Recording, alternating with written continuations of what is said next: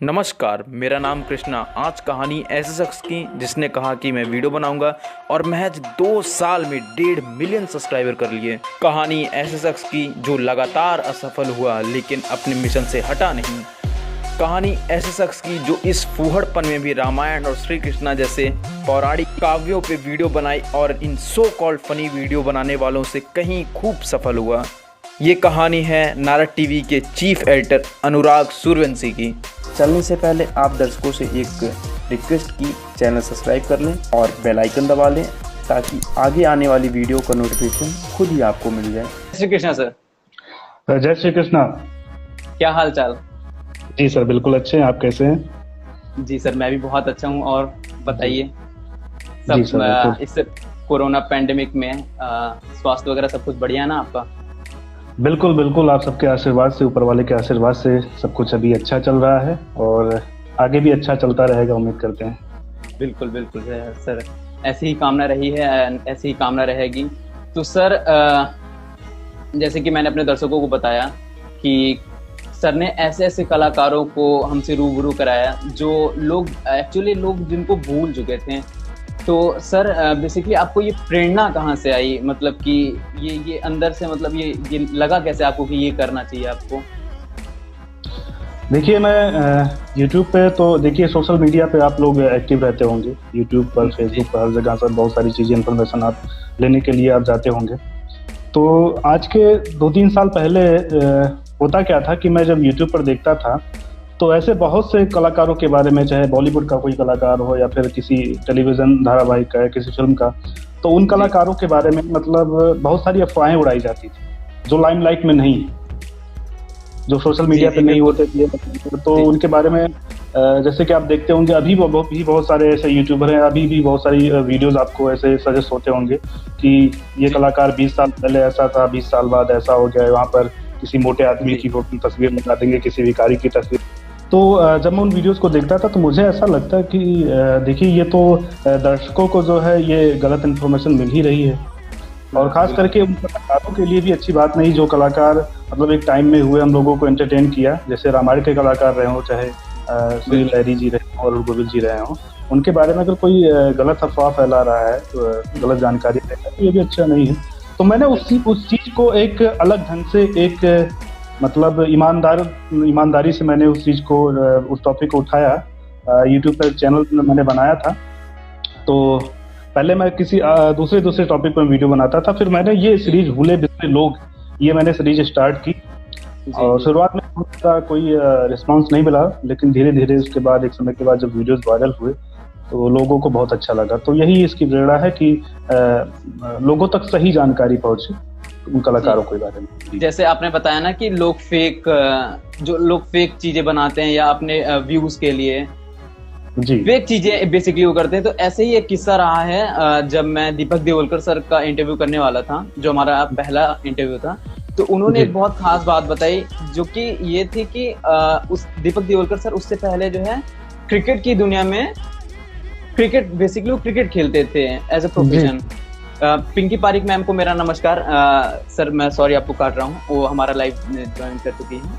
Pinky Pareek ma'am, आपको नमस्कार। And then जो है, हाँ, मैं शुरू करता हूँ। तो उन्होंने बताया कि जैसे बेसिकली जो है विकिपीडिया पे भी ये पढ़ा हुआ था कि किसी की गेंद के लगने की वजह से या कोई हर्ट हो गया था उनको, उसकी वजह से उन्होंने क्रिकेट छोड़ करके ये बॉलीवुड एंड या फिर ये सिनेमा की दुनिया स्टार्ट करी। और जो कि ये पूरा सरासर गलत है। सर ने बताया ऐसा कुछ नहीं, बस मेरा इंटरेस्ट आ गया तो मैं इसमें आ गया। लेकिन ये सारी चीजें बहुत तकलीफ देती हैं लोग अगर झूठ करते हैं। तो सर, जैसे कि आपके चैनल का नाम है, बहुत बहुत चर्चित चैनल, बहुत सारे लोग ऐसे वीडियोस जो एक बार अगर कोई स्क्रॉल कर ले तो बिना देखे जाए ही ना।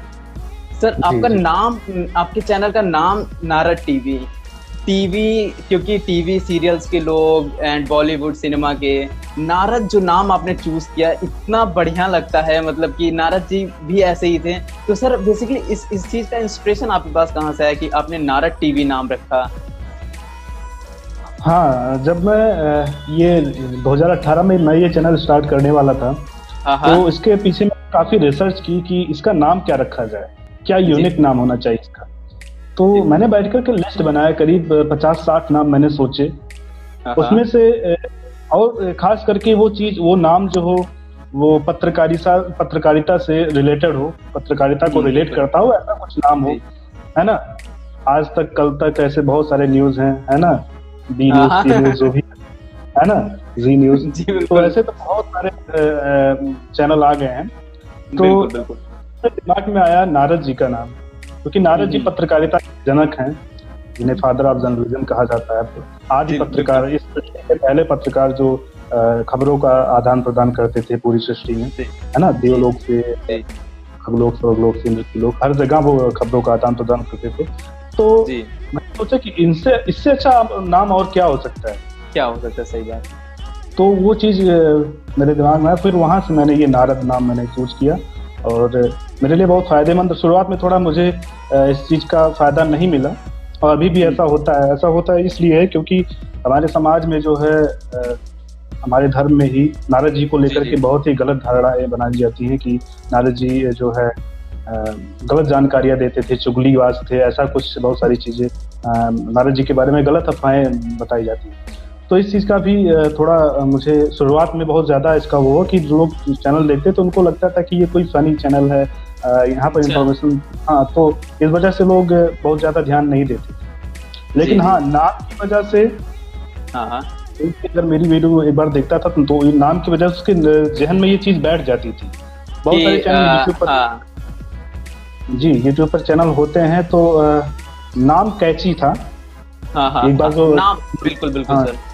तो इस चीज का फायदा हो कि एक बार लोगों की अगर किसी ने कोई वीडियो देख लिया तो उसको नाम ये याद रह जाता है कि नारद टीवी। तो नारद टीवी एक बार में ही वो जो है आ जाता है दिमाग में। तो ये काफी मतलब ये मुझे जानना था बेसिकली कि ऐसा क्या रहा होगा कि सर ने जो है ऐसा नाम चूज किया। और ये काफी मतलब इसके पीछे भी काफी अच्छी कहानी आपने बताई, काफी रोचक चीज है। और सर जैसे मैंने अपने दर्शकों को स्टार्टिंग में बताया, सर ने ऐसे कलाकारों को लिया जिनके इंटरव्यूज या चैनल पे बहुत पुराने हुआ करते थे, या वो यूट्यूब पे अपलोड ही नहीं थे, या ऐसी चीजें जो लोग मतलब जैसे भूल चुके हों। तो बेसिकली सर जैसे आप जब नया इंटरव्यू कर रहे थे, तो बेसिकली आप जो है कैसे फेस किए, या क्या आपको लगता था कि चलेगा कि नहीं चलेगा? क्योंकि एक अगर कोई फेमस सेलिब्रिटी है, जैसे आज हम सचिन तेंदुलकर पर बात करें, या एक कोई काम कर दें उनके लिए, तो वो चीजें चल जाती हैं। लेकिन जिसको लोग भूल चुके हैं, उनके ऊपर आपने इतना फोकस किया, एंड डर नहीं लगा कि जो है मेरा चैनल घुस के ना चले, ऐसा कुछ? देखिए, शुरुआत में जब मैंने ये चीज स्टार्ट की थी, तो मैंने ये सोचकर किया ही नहीं था कि ये मेरा चलेगा या नहीं चलेगा, ये चीजें मेरे दिमाग में नहीं आई। बस मेरा शौक था, मुझे लगा कि इन कलाकारों को भी लाइमलाइट में लाना चाहिए, क्योंकि ये भी कलाकार है, इनको बहुत पसंद किया जा रहा था। और इनके बारे में तो मुझे अंदर से बहुत हर्ट होता था कि अगर उनके बारे में कोई गलत इन्फॉर्मेशन दे रहा है, गलत तरीके से इनको पेश कर रहा है, तो मैं ये सोचता था कि अगर सलमान खान पर एक अच्छी खासी लोग वीडियो बना रहे हैं, बहुत अच्छी बायोग्राफी उनकी वीडियो बना रहे हैं, अमिताभ बच्चन पर बना रहे हैं, तो इन कलाकारों को उसी तरीके से प्रेजेंट क्यों नहीं किया जा सकता? उनको पसंद करने वाले बहुत लोग हैं, इन कलाकारों को आज पसंद करते हैं। तो ये सोच करके मैंने नहीं किया था कि चलेगा या नहीं चलेगा, मैंने बस वैसे स्टार्ट कर दिया।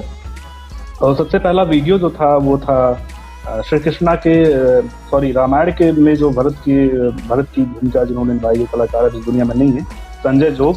तो मैं काफी लाइक करता, रामायण देखता था, तो मुझे सबके बारे में मैंने ढूंढा, बट उनके बारे में कोई जानकारी नहीं है। तो मैं उनके विषय में जब किसी के बारे में जानकारी, तो ये उत्सुकता बढ़ जाती कि भाई ये कहाँ चले गए। वो पता भी नहीं था कि जिंदा है या नहीं है। और बिल्कुल। बहुत सारी फोटो या वीडियो वायरल हो रही थी यूट्यूब पर, अभी भी है, और किसी दूसरे आदमी की फोटो लगा करके बताया जा रहा था कि ये संजय जोग है।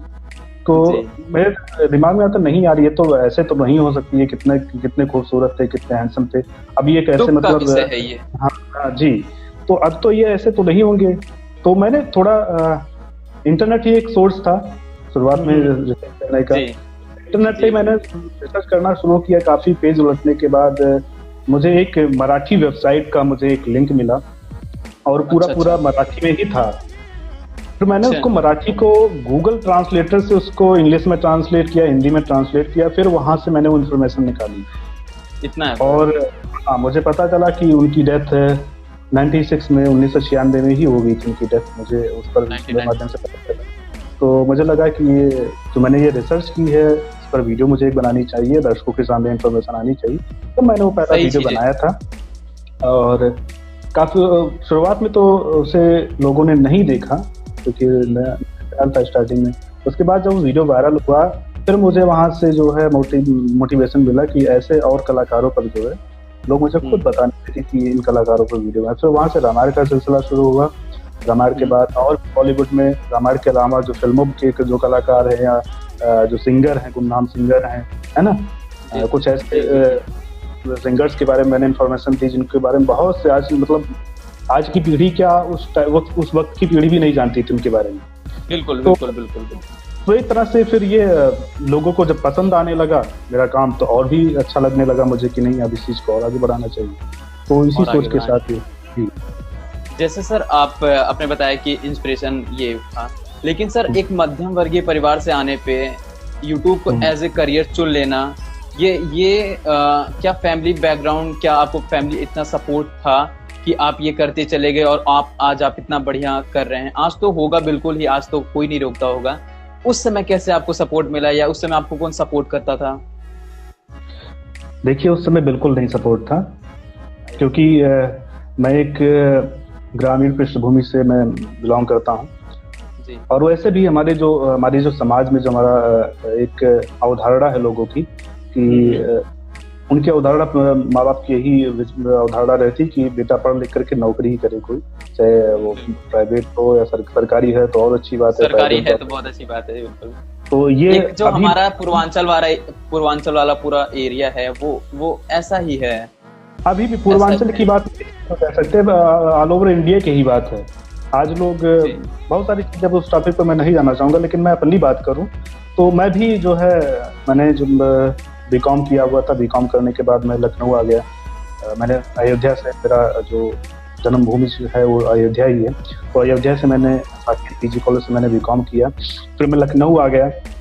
लखनऊ पर आकर के मैं कुछ और था दिल में, इच्छा थी कि जो है कुछ और किया जाएगा कुछ, लेकिन वो चीज मैं नौकरी भी करी थी।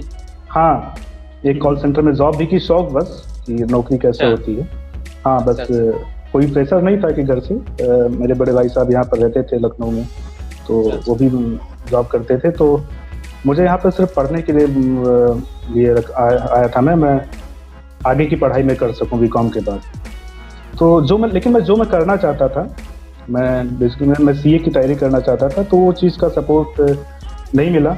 अब वो चीज़ फाइनेंशियल प्रॉब्लम या फिर जो कुछ भी रहा हो, वो चीज़ उतना मैं अफोर्ड नहीं कर सकता था। तो फिर मेरे बहुत सारे दोस्त जो थे वो कॉम्पिटिटिव एग्जाम्स की तैयारी कर रहे थे, एसएससी, बैंकिंग, रेलवे वगैरह की, तो उस चीज़ में मैं लग गया। तो लेकिन जब मैंने 2 साल किया तो उस चीज़ का कोई रिजल्ट नहीं आया बहुत ज़्यादा अच्छा। तो अचानक मेरे दिमाग में आया कि मैं इस से मेरा मन उब गया कि कुछ अच्छा नहीं हो रहा है। अचानक मेरे दिमाग में आया कि मुझे पढ़ाई नहीं करनी, कुछ अलग करना है। वो एक डिप्रेशन होता है, ये चीज़ तो है। जी, तो मैंने सोचा कि मुझे कुछ अलग करना है, लेकिन क्या करना है ये पता नहीं था। मुझे कुछ हटके कुछ करना है, लेकिन क्या करना है ये पता नहीं है। तो फिर जब मैंने पढ़ाई भी छोड़ दी, पढ़ाई धीरे धीरे जब छोड़ी तो उस पर जो फैमिली वालों का प्रेशर था वो बढ़ता चला गया। और जब मैं इस चीज़ में पूरी तरीके से आ गया तो करीब इसको रन करने में मुझे 1 साल लगे। अच्छा। तो 1 साल तक परिवार वालों से नाराजगी रही, बहुत सारी चीजें रही ऐसी, और मैं किसी तरीके से स्ट्रगल करके, संघर्ष करके जो है इस चीज को आगे लेकर आया। लेकिन जब ये चीज आई, मतलब आप कहते हैं ना कि अगर आप मेहनत कर रहे हैं तो उसका परिणाम आपको कभी ना कभी जरूर मिलता है। धैर्य रखना पड़ता है। इतना धैर्य मैंने रखा है। शायद ही ऐसा कोई जो कर पाते हैं लग करके, एक ही क्षेत्र में लग करके काम कर पाते, क्योंकि सफलता नहीं मिलती तो हम बहुत जल्दी उब जाते हैं कि और डिप्रेस हो जाते हैं बहुत जल्दी। कि जब 4 लोग ऊपर से ये बोल रहे हैं कि अरे इसमें कुछ नहीं रखा है, क्या कर रहे हो, ये फालतू की चीजें, तो और भी मन टूटने लगता है। तो ऐसी बहुत सारी चीजें लगता है। हाँ, बहुत फर्क पड़ता है, ये चीज तो है। जी, लेकिन मैं इन सब चीज़ों पर ध्यान नहीं देता था। मुझे लगता था कि मैं कुछ कर रहा हूँ अच्छा, हो सकता है, मुझे विश्वास था कि होगा कुछ, कल को कुछ प्रक्रिया अच्छा के होगा। प्रति अगर आप समर्पित हैं तो कुछ ना कुछ जी। तो मिलेगा, ऐसा तो नहीं है कि आप खाली हाथ रह जाएंगे। बस जी। यही है कि प्रक्रिया के प्रति समर्पित होना पड़ेगा।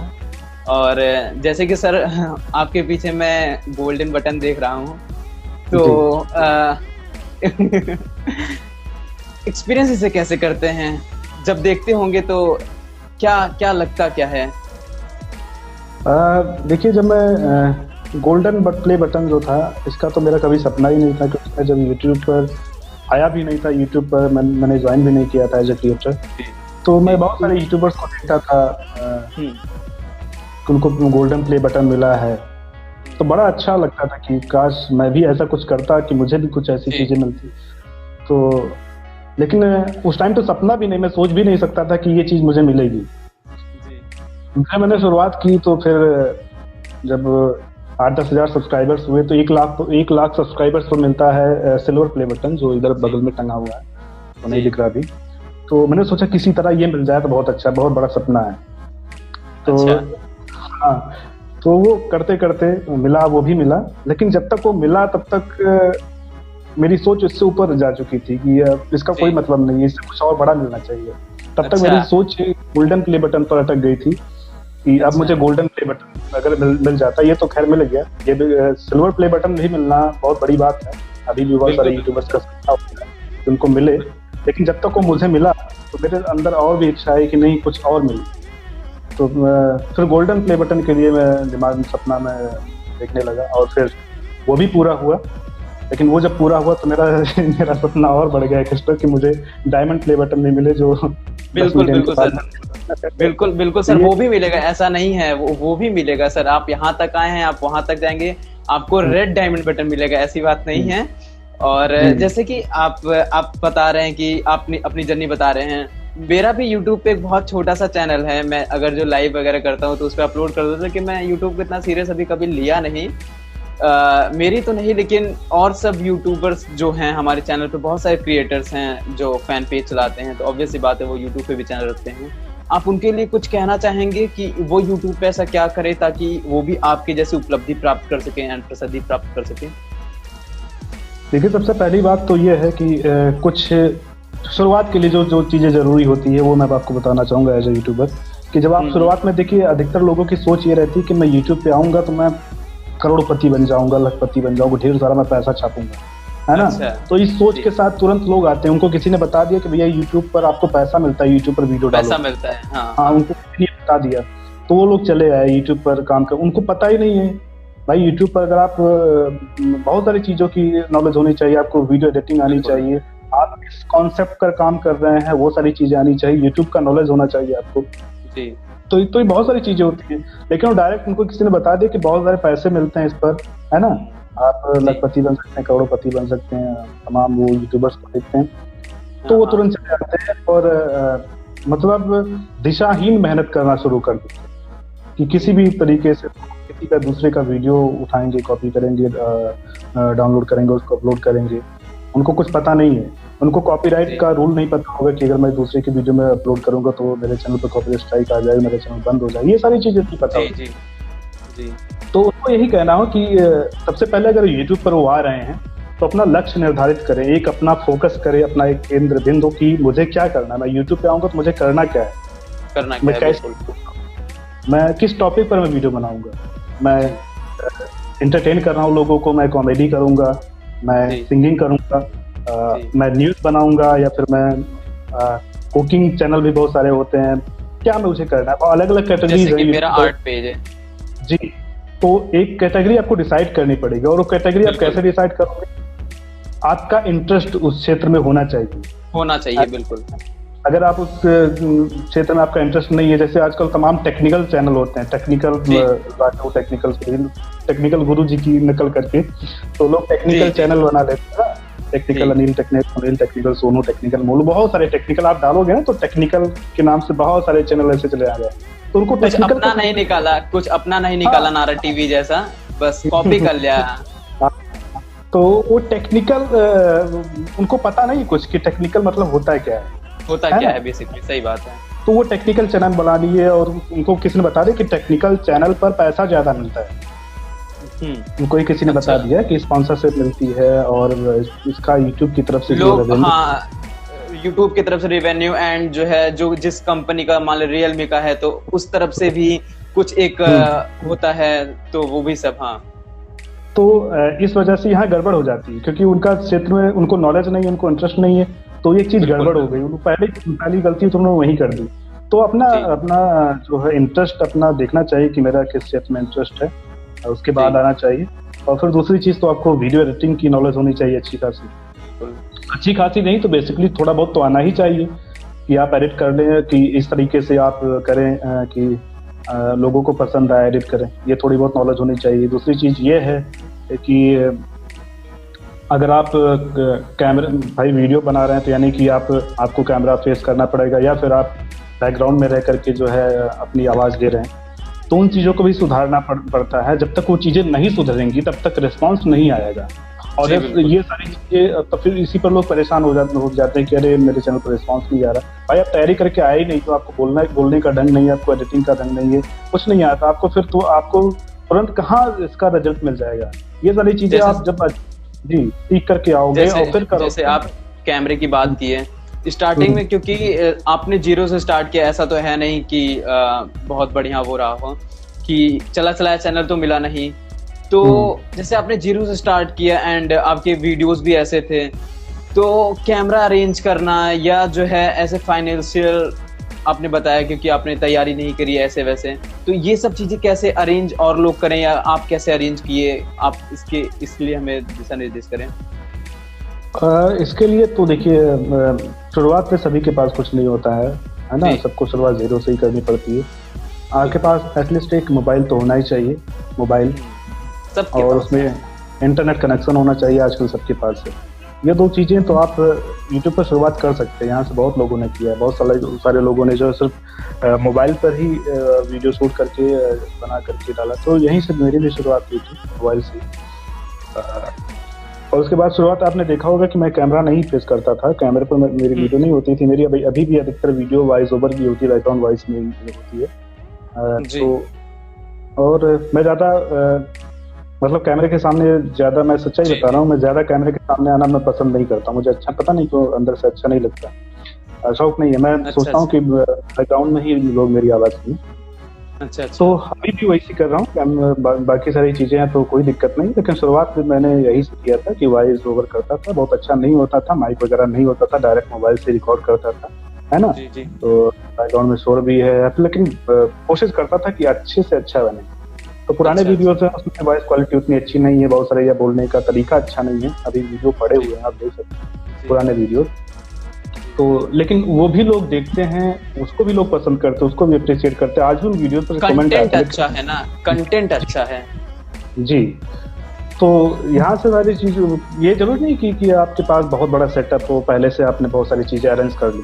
मेन बात आपका होना चाहिए कि आपके अंदर क्या क्वालिटी है ना। जो बेसिक चीजें जो मैंने आपको बताई, ये जरूरी है। कंटेंट बहुत इंपॉर्टेंट है। जैसे सर यूट्यूब की बात कर रहे थे, तो यूट्यूब पे बेसिकली आजकल कुछ दिन पहले एक न्यूज आई थी कि रामायण के वीडियोस जो यूट्यूब पे पड़े हुए हैं वो डिलीट कर दिए जाएंगे, एंड आपने इसके रिगार्डिंग भी वीडियो बनाई थी, और वीडियोस डिलीट होना शुरू भी हो गए और बहुत सारे ऑलमोस्ट वीडियो डिलीट भी हो गए हैं। श्री कृष्णा का भी नंबर है, तो ये आप क्लियर कर सकते हैं कि ऐसा क्यों?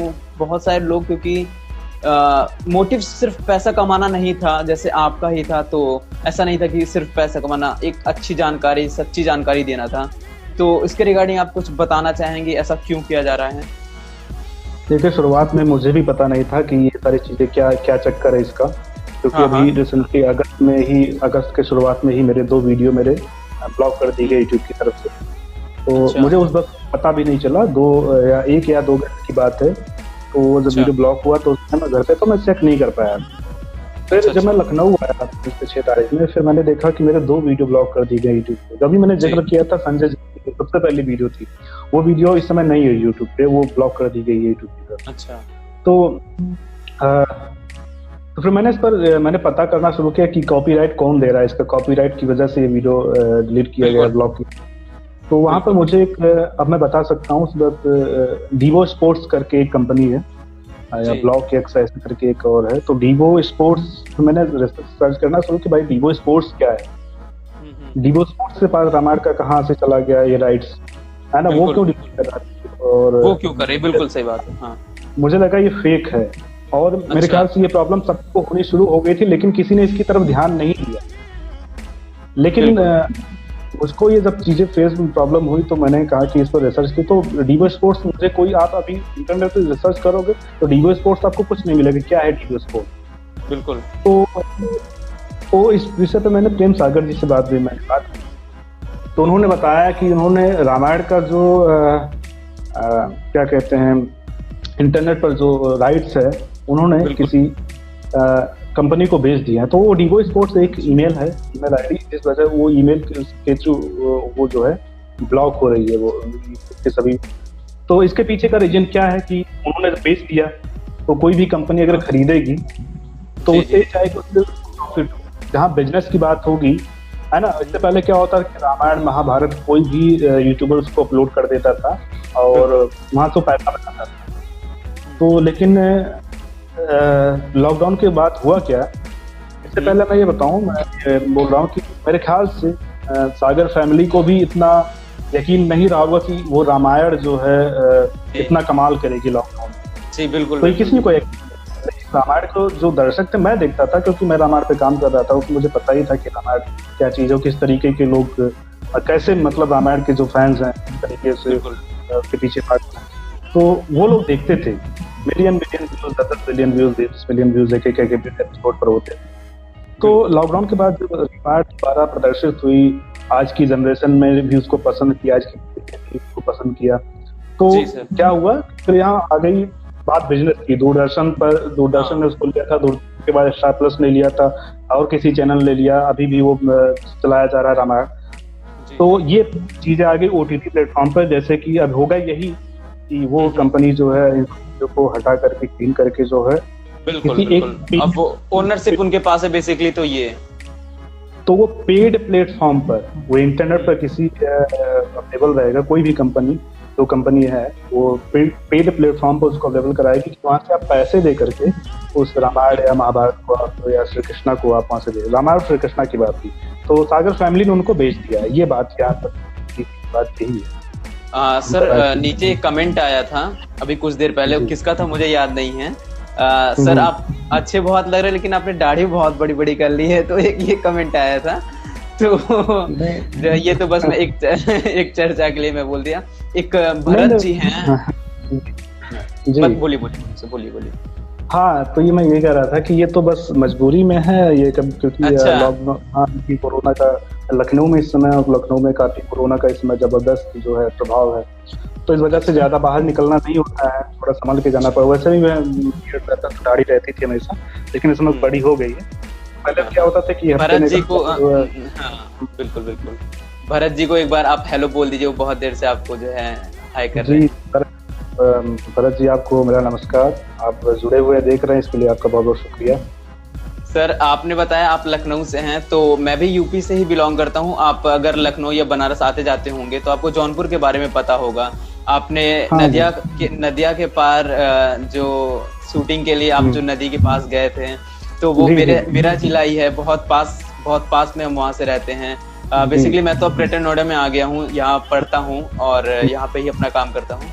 तो कभी अगर कोई आपको जरूरत हो जौनपुर बनारस, तो आप एक बार हमें कांटेक्ट करिएगा। तो आपको जौनपुर कैसा लगा सर? आपको जौनपुर कैसा लगा, लोग कैसे लगे बेसिकली आपको? बहुत अच्छा लगा मुझे। जो मैं आज भी ये तो शहर में रहना तो मजबूरी है, लेकिन मुझे गांव मुझे बहुत पसंद है। और मेरा भी गांव जो हो, गांव नहीं हो कस्बा टाइप का है, तो वहाँ पे वो चीजें देखने को नहीं मिलती है कि आम का बहुत बड़ा बगीचा है, कटहल के पेड़ है, का मकान है ना, करके वो सारी चीजें देखने को नहीं मिलती। तो ये सारी चीजें मुझे बहुत अच्छी लगती। तो जब मैं वहाँ गया हुआ था जौनपुर में, तो मुझे ये सब सारी चीजें देखने को मिली, मुझे बहुत अच्छा लगा, मुझे बहुत पसंद है।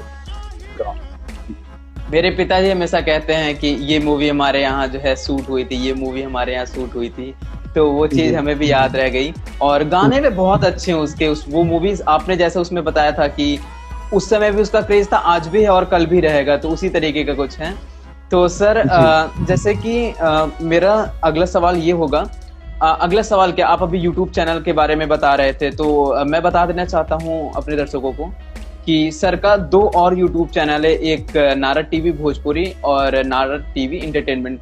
सर जरूरत क्या हो गई, क्योंकि इतने अच्छे व्यूज, इतने अच्छे फॉलोअर्स आपके इस चैनल पे ऑब्वियस बहुत अच्छे ही हैं और बहुत अच्छे अच्छे कमेंट आते हैं, कल मैं कमेंट्स पढ़ रहा था, तो जरूरत क्या हो गई इन और 2 चैनल्स की?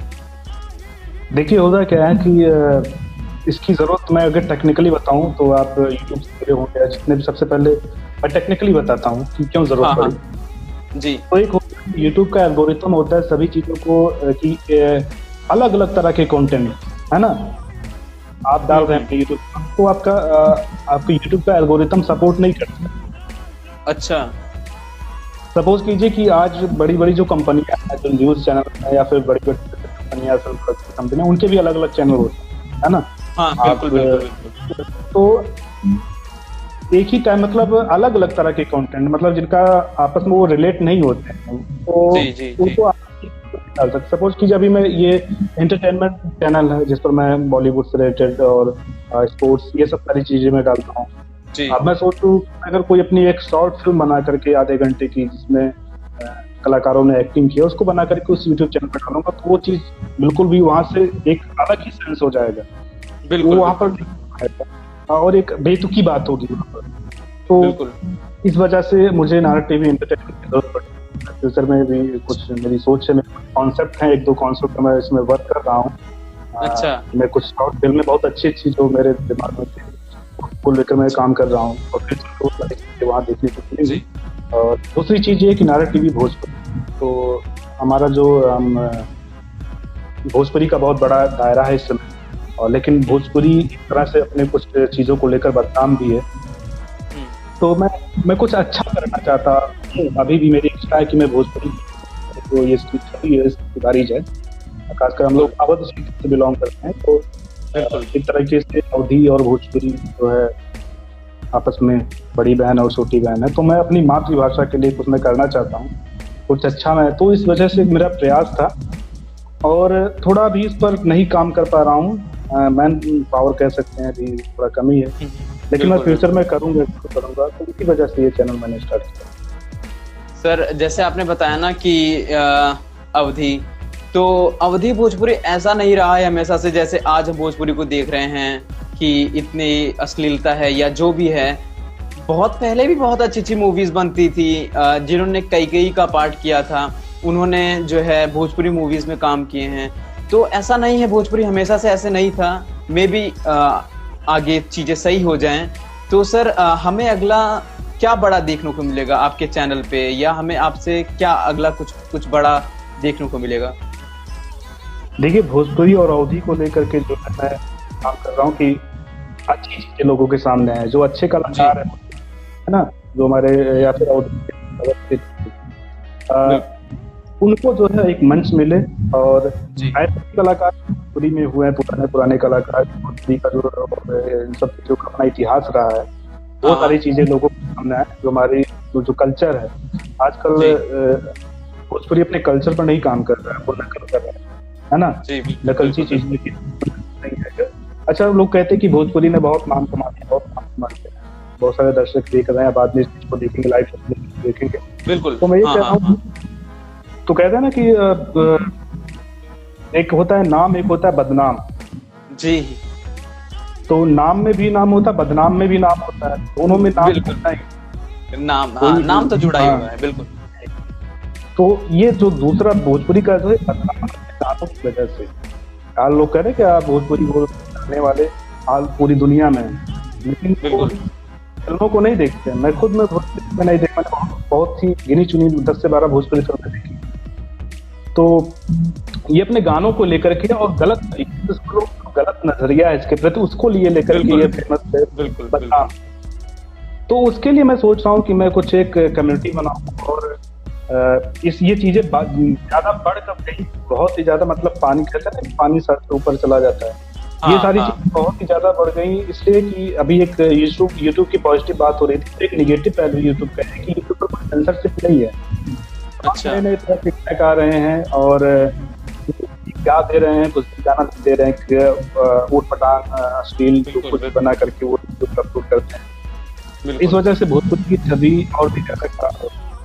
तो उसके लिए मैं चाह रहा हूँ कि एक कम्युनिटी बनाई जाए और ये सब चीज़ों के खिलाफ आवाज़ उठाई जाए। और ये सब आवाज़ उठाने की बात नहीं, आवाज़ तो आज बहुत लोग उठा रहे हैं कि भोजपुरी में अश्लीलता है, इसको दूर किया जाए। लेकिन कैसे दूर किया जाए, बहुत सारी चीज़ें मैंने बहुत कुछ सोच करके रखा है कि कैसे ये सारी चीज़ें हटाई जाएंगी और इनको कैसे साफ किया जाए। अब जो अच्छी चीज़ें हैं, कचरा ज़्यादा हो गया, उसको साफ करके अच्छी चीज़ों को लाना, ये मेरा थोड़ा उद्देश्य है इसके पीछे। और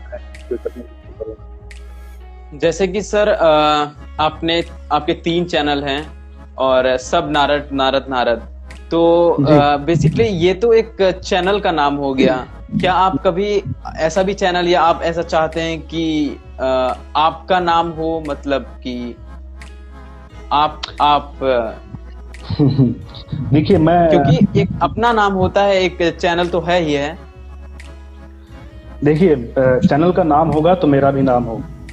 अच्छा जी बिल्कुल। आज आपने मुझे अपने लाइव प्रोग्राम में बुलाया है, तो मुझे बुलाया है नारद टीवी के रिप्रेजेंटेटर के रूप में। तो इसके पीछे कौन है, ये लोग भी तो जानना चाहते हैं ना।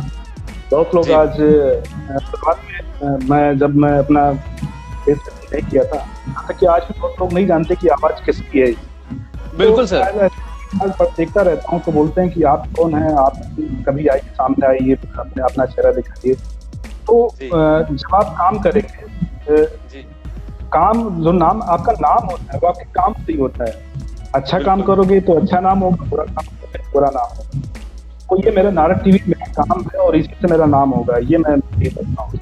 बहुत सारे लोग आपको नारद के नाम से भी जानते हैं। हाँ, बहुत लोग कहते हैं नारद जी। ऐसा हुआ है, नारद जी, नारद भाई जिनको मेरा नाम है। तो मेरा सवाल बेसिकली इसलिए था ये, क्योंकि देखिए मैं आपको दिखाता हूँ। आपको ये दिखाई दे रहा है क्या? फ्लिप मत करो। आपको ये कुछ समझ आ रहा है? ये तो मुझे तो समझ में नहीं आ रहा क्या है, मुझे नहीं समझ नहीं आ रहा।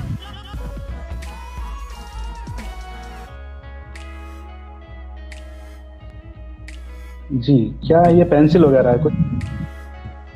अभी समझ में आ रहा होगा। हाँ जी जी जी जी, बिल्कुल बिल्कुल बिल्कुल। क्या समझ में आ रहा है?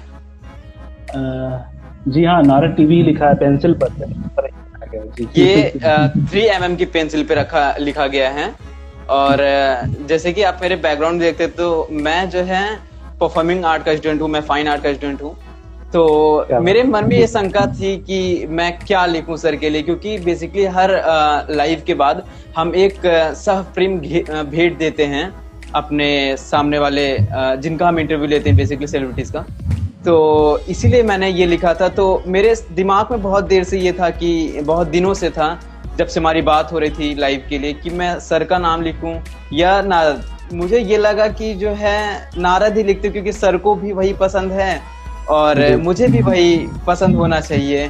तो बेसिकली इसलिए मैंने जी जी बिल्कुल, बहुत अच्छा लिखा। आप लोग चैनल सब्सक्राइब कर दीजिए। बाकी मेरी एक कमी, अपना एक सुझाव कमेंट करके कमेंट बॉक्स में ज़रूर बताएं। वीडियो को थोड़ा सा शेयर कर दें फैमिली एंड फ्रेंड्स के साथ। मिलते हैं अगली वीडियो में, अपना ख्याल रखिएगा। नमस्कार।